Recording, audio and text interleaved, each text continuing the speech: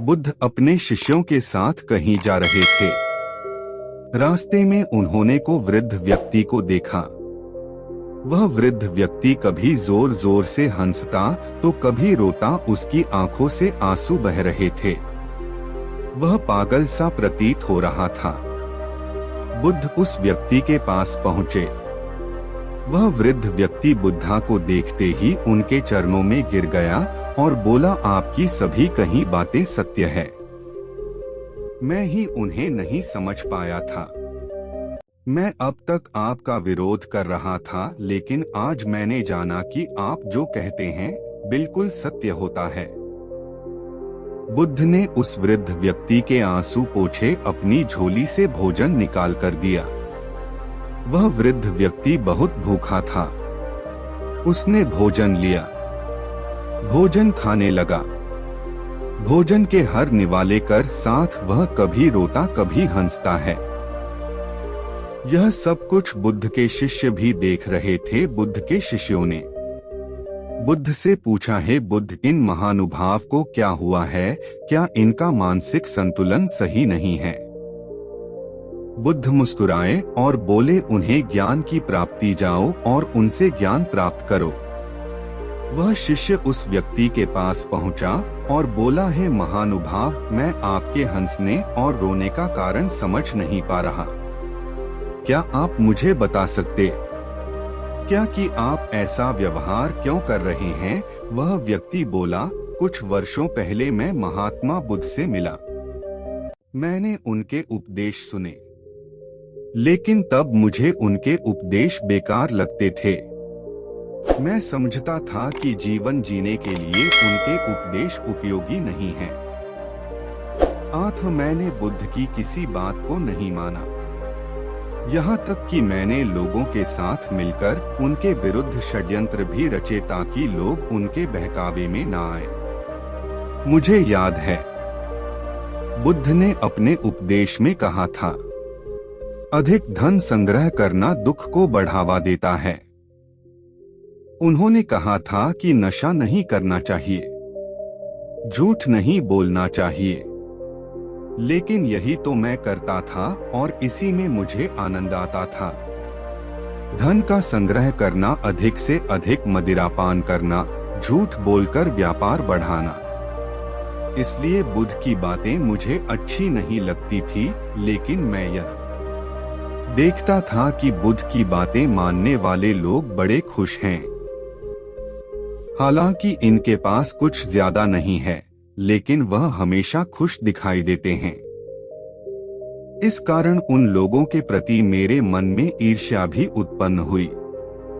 इसी कारण मैं रो रहा हूँ कि यह बातें मुझे पहले समझ क्यों नहीं आई। आज मेरे पास समय नहीं है। मैं वृद्ध हो गया है, तो आप यह बातें ही मेरी समझ में आई है। हंस इसलिए रहा हूँ कि यही गलती तो लोग कर रहे हैं और उन्हें भी नहीं पता कि वह गलती किए जा रहे हैं, और वह भी मेरी तरह ही अपने अंतिम समय में यह बात समझेंगे और पछताएंगे कि शायद वह मैं पहले ही इन बातों को समझ जाती। मुझे याद है कि बुद्ध ने कहा था, जैसे हमारे विचार होते हैं वैसे ही हम बन जाते हैं। शिष्य ने कहा, आपने जो ज्ञान प्राप्त किया आप उसे हमारे साथ साझा करेंगे। ऐसे ही हम सभी की ज्ञान वृद्धि हो सके और हम भी जीवन की गहराइयों को समझ सके। व्यक्ति बोला, आप तो महात्मा बुद्ध के शिष्य हैं। बुद्ध के समान जीवन की गहराइयों को किसी ने नहीं समझा। आपको जो ज्ञान बुद्ध दे सकते हैं, मैं नहीं दे सकती। फिर भी जो मैंने समझा है, मैं आपको अवश्य बताऊंगा। जीवन के अंतिम पड़ाव पर आकर मैंने यह जाना, सभी मनुष्य एक प्रतिस्पर्धा में शामिल है। वह दौड़ रहे हैं एक दूसरे से आगे निकलने के लिए। यह दौड़ बचपन से ही शुरू हो जाती है। जब मैं छोटा था तो मैं अपने मित्रों से आगे रहना चाहता था। मैं चाहता था कि मेरे पास उनसे ज्यादा खिलौने हों, उनसे ज्यादा अच्छे कपड़े हो। मेरी माँ बहुत अधिक सख्त थी। तब मेरे मन में ख्याल आ जाता था कि वह मर जाए तो मुझे स्वतंत्रता मिले, लेकिन ऐसा हुआ नहीं। तुम्हें सोचने लगा कि मैं जल्दी से बड़ा हो जाऊं, तो सभी बड़े लोगों की तरह मैं भी स्वतंत्र हो पाऊंगा। अपनी मर्जी से सभी खेल खिलौने और मिठाइयां ले पाऊंगा, और इसी तरह धीरे धीरे बचपन गुजर गया। युवा हुआ तो सभी खिलौने और मिठाइयां व्यर्थ लगने लगी, लेकिन दौड़ अभी भी जारी थी। अब मैं अपने मित्रों से ज्यादा धन कमाना चाहता था ताकि मैं अच्छे कपड़े पहन सकूं, अच्छा घर बना सकूं और उन्हें दिखा सकूं कि मैं उनसे अधिक सम्मानित व्यक्ति हूं। इसके लिए मैंने षड्यंत्र रचे, झूठ बोला, धोखा दिया, लेकिन यह सब करते समय मुझे कभी एहसास ही नहीं हुआ कि मैं कुछ गलत कर रहा हूँ। कुछ समय पश्चात मेरी माता पिता ने मेरा विवाह कर दिया। वह जो स्त्री मेरे जीवन में आई थी बहुत ही सुंदर थी। उसकी हर बात मुझे अच्छी लगती थी। वह हमेशा मेरा साथ देती थी। बहुत समय बीत जाने के बाद भी हमारी कोई संतान नहीं हुई।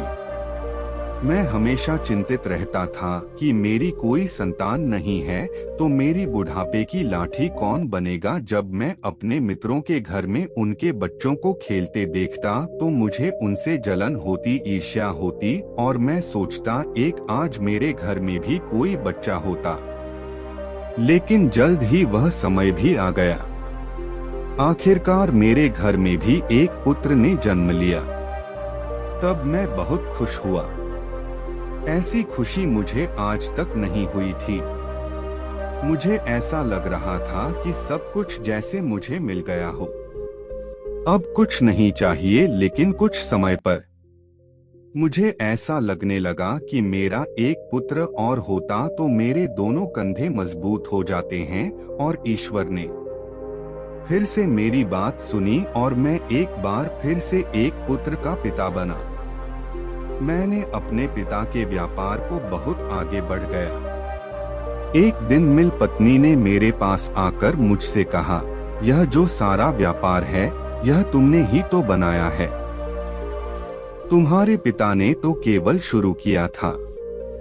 आज जहां तुम हो वह सब तुम्हारी ही मेहनत है। वैसे भी तुम्हारी माता पिता की उम्र हो गई है, उन्हें तीर्थ पर चले जाना चाहिए। उसकी बात मुझे सही और मैंने अपने पिता से इस बारे में बात की, लेकिन उन्होंने मना कर दिया। उसके बाद से उनकी हर बात मुझे गलत लगने लगी। वह मुझे व्यापार में निर्णय लेने की स्वतंत्रता नहीं दे रहे थे। मुझे काम करने के लिए उनसे पूछना पड़ता था। अब मैं स्वतंत्र होना चाहता था। एक बार फिर से ईश्वर ने मेरी सुन ली। मेरे पिता बहुत बीमार हो गए। मुझे लगा कि वह जल्द ही प्राण त्याग देंगे। इस बात से मुझे दुखी होना चाहिए था और मेरे चेहरे पर दुख के भाव भी थे, लेकिन अंदर से मैं कहीं ना कहीं खुश था कि अब मैं अपने निर्णय पूर्ण रूप से स्वतंत्र होकर ले सकूंगा। उनकी हालत अब ऐसी हो गई थी कि वह बोल भी नहीं सकते थे। वैद्य ने मुझे बताया कि उनके पास अब ज्यादा समय नहीं है। जिसको भी बुलाना है बुला लो ताकि वह सभी मिल सके। मेरे पिता को इसी अवस्था में 6 दिन से ज्यादा हो गए। मैं अपने पिता से मिलने गया। तब मेरी पत्नी भी पीछे से आई और मुझसे बोली, सभी लोग तो तुम्हारे पिता से मिलकर चले गए हैं, यह अभी किसका इंतजार कर रहे हैं? यह मरते क्यों नहीं हैं? अपनी पत्नी की सभी बातें मुझे अच्छी लगती थी। वह अच्छी औरत थी, सही बात करती थी। उसकी कोई बात मुझे कभी गलत नहीं लगी, तो मुझे भी लगने लगा कि ऐसी अवस्था में पड़े रहने से अच्छा है कि वह मर जाएं ताकि उन्हें इस जीवन से मुक्ति मिले। अगले दिन जब मैं उठा और अपने पिता की कमरे में गया तो मैंने देखा कि मेरे पिता की मृत्यु हो चुकी है। मेरी माँ उनके सिरानी बैठी रो रही है। मेरी आंखों में आंसू आ गए और मैंने निर्णय लिया कि मैं अपने पिता की अंतिम यात्रा को बहुत ही भव्य तरीके से निकाल लूंगा ताकि सब देख सके कि मैं अपने पिता से कितना प्रेम करता था, और मैंने यही किया। मैंने अपने पिता की अंतिम यात्रा बहुत ही भव्य तरीके से निकाली। सभी लोग अचंभित थे। आज तक उन्होंने ऐसी भव्य यात्रा नहीं देखी थी और मैं अंदर ही अंदर बड़ा प्रसन्न था। खुशी से झूम रहा था कि लोग मेरी प्रशंसा कर रहे थे, लेकिन चेहरे पर दुख के भाव दिखाने पड़ रहे थे। इसके बाद पूरे व्यापार पर मेरा एकाधिकार हो गया। सभी निर्णय मैं लेता था। मैंने बहुत धन इकट्ठा किया। इसके लिए मैंने हर तरकीब लगाई, वह सब कार्य किया जो धन कमाने के लिए किया जा सकता था। धन की हवस बढ़ती जा रही थी। ज्यादा से ज्यादा धन इकट्ठा कर लेना चाहता था। मैं अपने नगर का सर्वश्रेष्ठ और धनी व्यापारी बन गया। धीरे धीरे मेरे दोनों पुत्र युवा हो गए और मैं बुढ़ापे की तरफ चल निकला, लेकिन दौड़ अभी भी जारी थी। मैंने अपने दोनों पुत्रों का विवाह बड़े व्यापारियों की पुत्रियों से किया था ताकि मेरे व्यापार को बड़े से बड़ा लाभ हो सके। धीरे धीरे मेरी उम्र बढ़ती चली गई और बुढ़ापा आता चला गया। एक दिन मेरी पत्नी भी मुझे छोड़कर चली गई। तब पहली बार मुझे किसी के जाने का एहसास हुआ। जीवन में खालीपन सा आ गया। तब मैंने पहली बार बुद्ध के बारे में सुना और मैं चुपचाप बुद्ध के उपदेश सुनने के लिए आश्रम जा पहुंचा। लेकिन बुद्ध के उपदेश मेरे विचारों के बिल्कुल विपरीत थे। वह मुझे पसंद नहीं आए। वहां ऐसे बहुत से लोग थे जो बुद्ध के विचारों से सहमत नहीं थे। वह सभी लोग मुझे अपने शुभचिंतक लगे। उनके और मेरे विचार एक जैसे थे। कुछ समय पश्चात मैं बीमार पड़ गया। धीरे धीरे मेरी बीमारी बढ़ती चली गई। मैंने बिस्तर पकड़ लिया। अपना इलाज में मैंने बड़े से बड़े वैद्य को लगाया, लेकिन कोई फायदा नहीं हुआ। और एक दिन मेरा बड़ा पुत्र मेरे पास आया और मुझसे बोला, पिताजी, आपसे व्यापार अब संभल नहीं रहा। अब बहुत बीमार रहने लगे हैं। अब आप आराम करें। मैं सारा व्यापार संभाल लूंगा। छोटे भाई की आप चिंता ना करें। मैं उसे भी संभाल लूंगा। आप सारा व्यापार मेरे ही नाम कर दें। मैंने उससे कहा कि बेटा, अभी मैं मरने वाला नहीं हूँ। कुछ दिनों में स्वस्थ हो जाऊंगा। उसके जाने के बाद मेरा दूसरा छोटा बेटा मेरे पास आया और बोला, पिताजी, आपका स्वास्थ्य सही नहीं रहता। आप जानते हैं कि बड़ा भाई नशा करता है। वह व्यापार ठीक से नहीं चला सकते। आप पूरा व्यापार मेरे हाथ में दे दे। इसे मैं आपकी तरह ही आगे ले जाऊंगा। मैंने अपने पुत्र से कहा, पुत्र, मैं अभी मरने वाला नहीं हूँ, केवल बीमार हूँ। अभी तो मुझे जीना है, लेकिन इस बार ईश्वर ने मेरी नहीं सुनी और मेरी तबीयत और अधिक बिगड़ती चली गई। और वैद्य ने मेरे पुत्र से कहा, मेरे पास समय बहुत कम है। सभी रिश्तेदारों को बुला लो ताकि वह मुझसे मिल सके। यह सुनकर मेरी बहुएं रोने लगी। मेरे दोनों पुत्र भी अपने रिश्तेदारों को बुलाने के लिए पत्र लिखने लगे। पहली बार मुझे एहसास हुआ अपने पिता की बेबसी का। अभी मैं जीवित था, लेकिन मेरे सामने ही मेरी मृत्यु का खेल चल रहा था। सभी ने मान लिया था कि अब मैं जीवित नहीं रहूंगा। धीरे धीरे रिश्तेदार आने लगे। कभी वह मेरे पास आते और रोते और कहते, आपके बिना हमारा काम कैसे चलेगा। आपके बिना तो हम बर्बाद हो जाएंगे और मैं सोचता था कि अभी तो मैं जीवित हूँ। यह मुझे जीवित ही क्यों मार रहे हैं और जो भी आता है यही कहता है कि आपके बिना मेरा काम कैसे चलेगा। सभी लोग स्वार्थी हैं। मैं मर जाऊंगा। उन्हें इस बात की चिंता नहीं है। उन्हें इस बात की चिंता है कि मेरे बिना उनका कार्य कैसे चलेगा। अब तो मेरे दोनों पुत्र मेरे ही सामने व्यापार के बंटवारे को लेकर लड़ झगड़ रहे थे। उनकी पत्नियां भी इनके साथ ही झगड़े में साथ दे रही थी। तब पहली बार मुझे एहसास हुआ कि जो धन मैंने पूरे जीवन को बर्बाद करके कमाया वह किसी काम का नहीं है। वह मुझे स्वस्थ तक नहीं कर सकता, मेरा जीवन नहीं बचा सकता। बचपन से लेकर बुढ़ापे तक मैं सिर्फ दौड़ता रहा धन के पीछे।